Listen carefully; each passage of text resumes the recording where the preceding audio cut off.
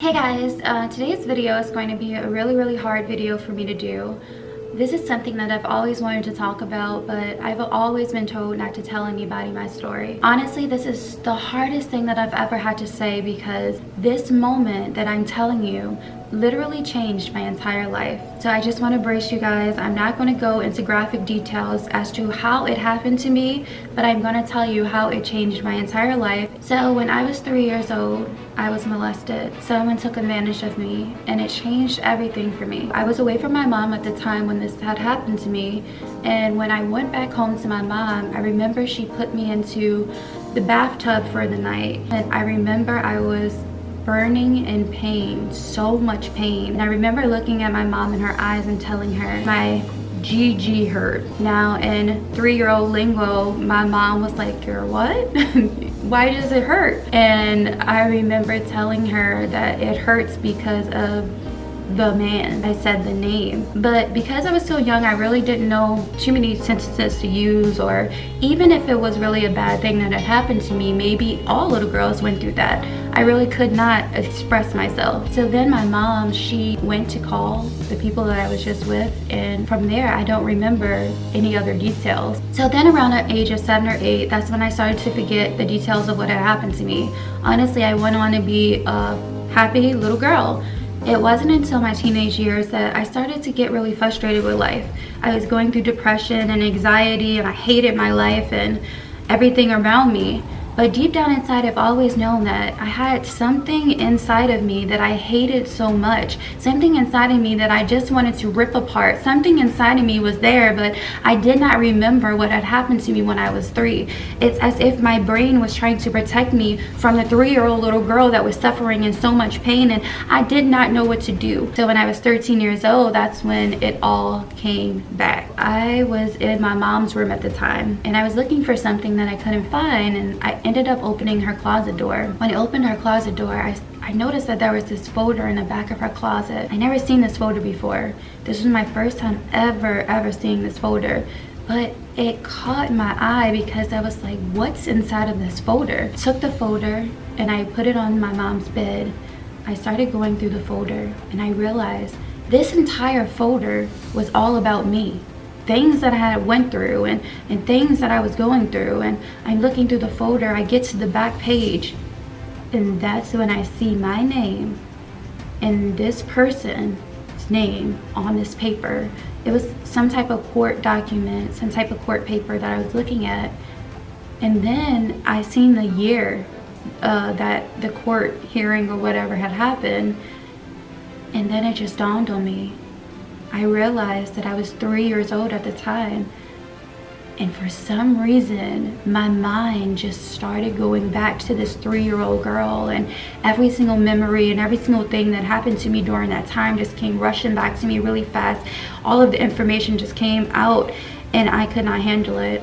I started busting out crying, and tears just started flowing down my face because I remembered how hurt, how much pain, and how abused this little girl was. But this little girl just happened to be myself. It was as if I was living as the little girl again, but I was 13 years old. At that moment, I just wanted to pass out because I couldn't believe that this had really happened to me in my life. I always known that something tragic had happened to me. But it's something that your mind does. Your mind starts to forget the painful things that has happened to you. It's as if your mind is trying to protect you from yourself, and that's what I was going through. Now that I had this information and all of the pictures and all of the images and everything was going through my mind, I needed to confront my mother. I wanted to ask her, why does she keep this folder, and is it true? Like, am I really remembering the things that happened to me when I was 3 years old, or is this something that my mind is just making up? I remember I went up to my mom and I asked her, I said, what are these papers and what were they about? So my mom told me in detail, what had happened to me. And I told her I remember what happened to me. With this newfound information, y'all, it sent me into a spiraling depression. I didn't want to live. I didn't like my life. I hated everything. I hated everyone. Why did this have to happen to me? Why couldn't I be the first one to be able to kiss a boy for the first time? And I feel like all of that was robbed from me. It haunted me day in and day out. It wasn't until years later that I faced myself and I was like, you know what, I am not what happened to me when I was 3 years old. But it took such a long time for me to get there. It took me going to counseling and therapy with my family and so many things. Now as an adult, I still feel like every now and then I feel hate. I feel sorry. Every now and then I feel hate.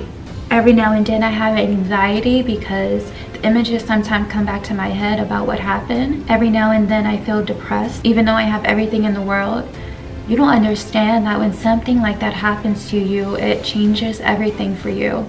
But I am the strongest person that I probably have ever met, because even though I went through this, it still makes me smile to know that I'm a happy person, you know? I can feel depressed, anxiety, I can feel like it's the end of the world, but I always bounce right back.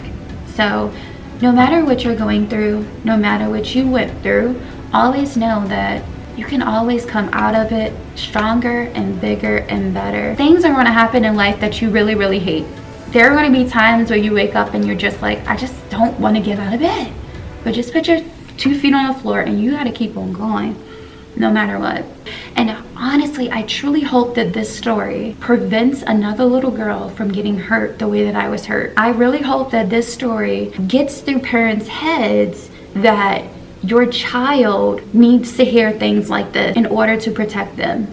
Because I talk to a lot of parents and a lot of people nowadays, and they're like so naive to think that, oh, this could never happen to my child. But you have to understand, like, sometimes things like this happen because we're not educated enough to know the difference between the words no, the words maybe.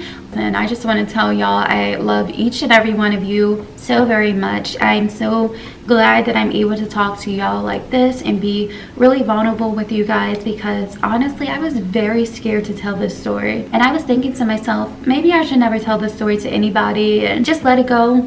I just feel so much better being able to talk to people and tell y'all honestly what happened. I don't know what it is, but after sharing all of that, I feel so good, y'all. I feel like I'm finally able to tell my truth, and a part of me feels so free. I feel like I freed that 3-year-old little girl that was inside of me crying. Oh, that's real sad, but I really feel so much better, you guys, just being able to talk and tell my story. Hopefully, and I'm praying that this video changes someone's life. Please help me share this video. Share it with one of your friends. Share it with your parents. Watch this video 1,000 times, because at the end of the day, we all are human, and what I went through is something tragic, but if I can grow and learn from the situation that I went through, so can you. Subscribe to my channel, like this video. Bye.